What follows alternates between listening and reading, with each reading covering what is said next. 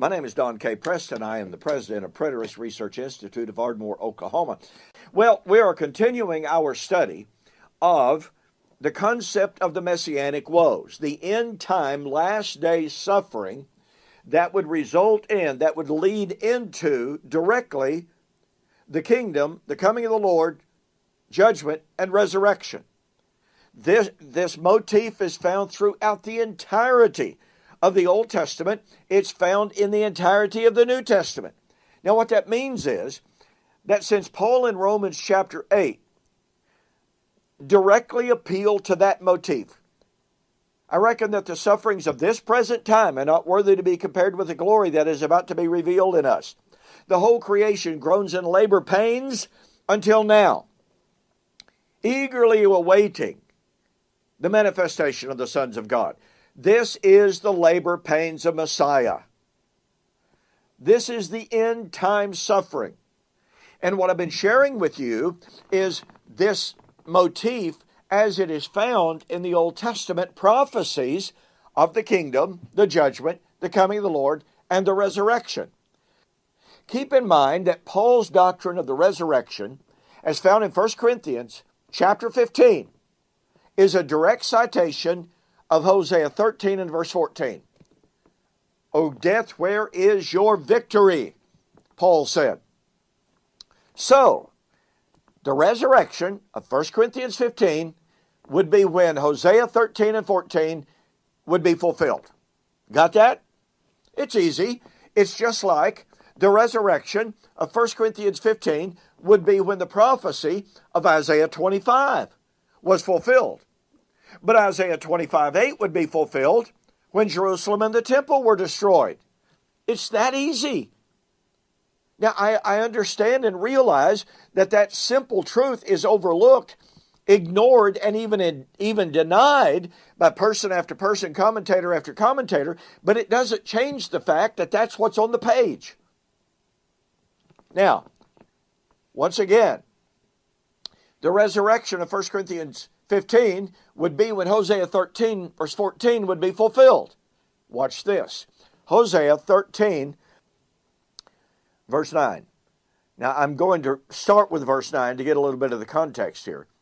And remember, this is the Lord speaking to the 10 northern tribes and what was about to happen to them, but looking far beyond that.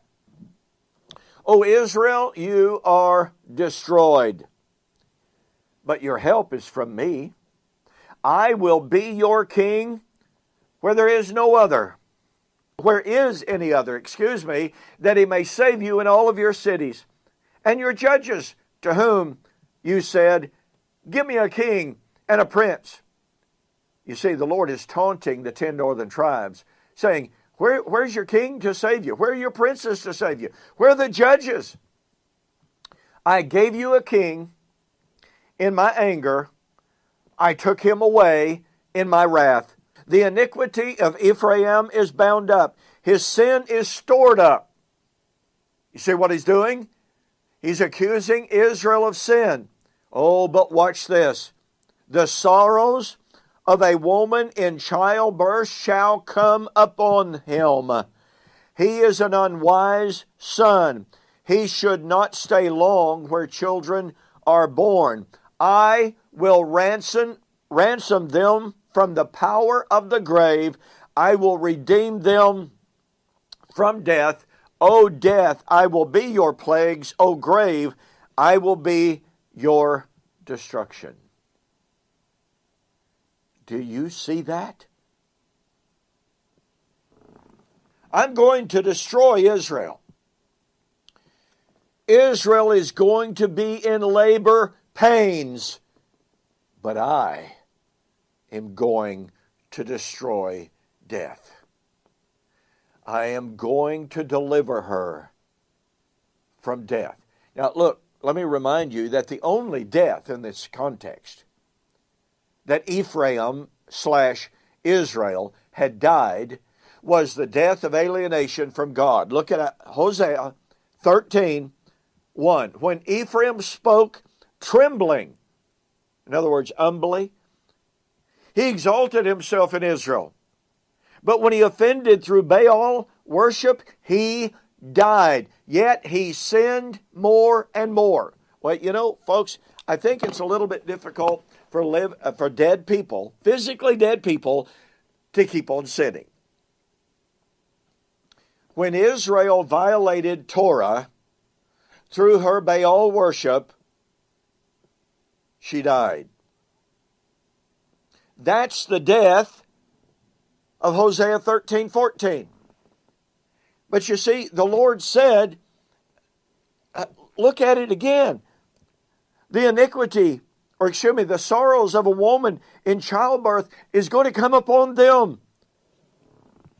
But I'm going to deliver them in the resurrection. Now, Hosea goes ahead to say, it would take wisdom to understand what he was writing. Hosea chapter 14, verse 9. It would take learning and discernment to understand what he was saying. But none of that changes the fact that you and I have the ability to read this text and to see, here are the Messianic woes, here are the labor pains of Messiah giving birth to resurrection.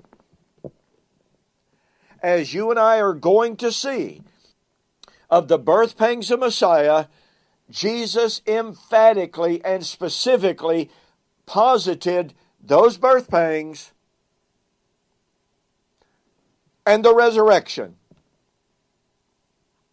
for his generation. We will see you on the flip side.